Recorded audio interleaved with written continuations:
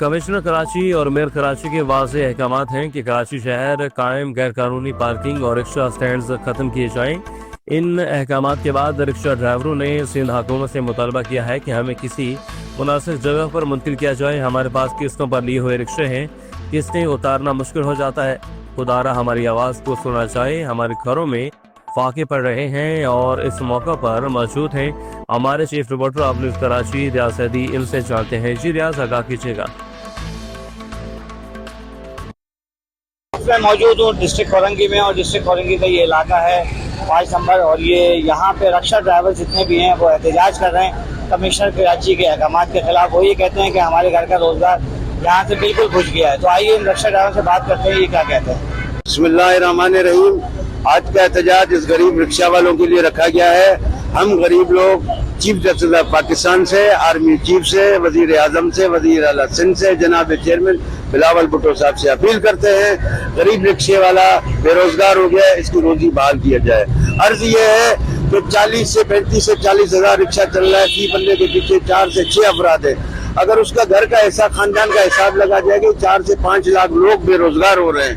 हम इनसे गुजारिश करते हैं, इतने लाखों लोग बेरोजगार हो गए, ये गरीब को रोजी कौन देगा। मैं ये कहना चाहूँगा कि कब तक कराची के अवाम के साथ इस तरह का जुल्म होता रहेगा। ये रोजगार देने के बजाय और रोजगार छीना जा रहा है हमसे। इतने भारी रकम के चालान, इतनी FIR, जो ड्राइवर 2 टाइम की रोटी नहीं कमा सकता, खा सकता, उसके ऊपर 10,000 12,000 रुपए के चालान किस तरह भरेगा वो। हमें कुछ समझ नहीं आ रहा हम क्या करें। हमारी रोजी बिल्कुल खत्म हो गई है।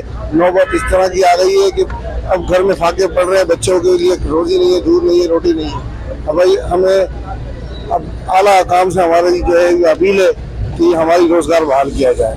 शुक्रिया। सर, रक्शे वाले बेरोजगार हो गए। जैसे ही कराची में कारोबार नहीं है, आए दिन कंपनियों में से वर्करों को निकाला जाता है।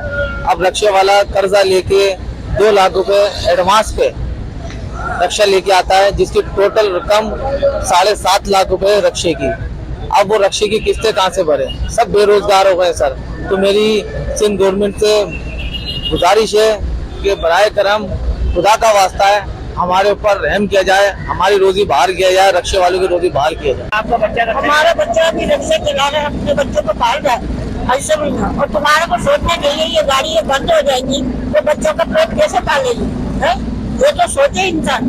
गाड़ी ये बंद नहीं करो, अल्लाह अपने बच्चों के लिए रोजी कमाए और अपने बच्चों का पेट पाले। ऐसे नहीं, अगर ये रिक्शे बंद हो गए आएंगे तो फिर खाएंगे क्या? तो मुंह को जहर देके मार दो, वो सही है। तो भाई रिक्शा चला, ऐसे में ये सबकी आवाम अपने बच्चों को पाले और अपने बच्चों का पेट पाले।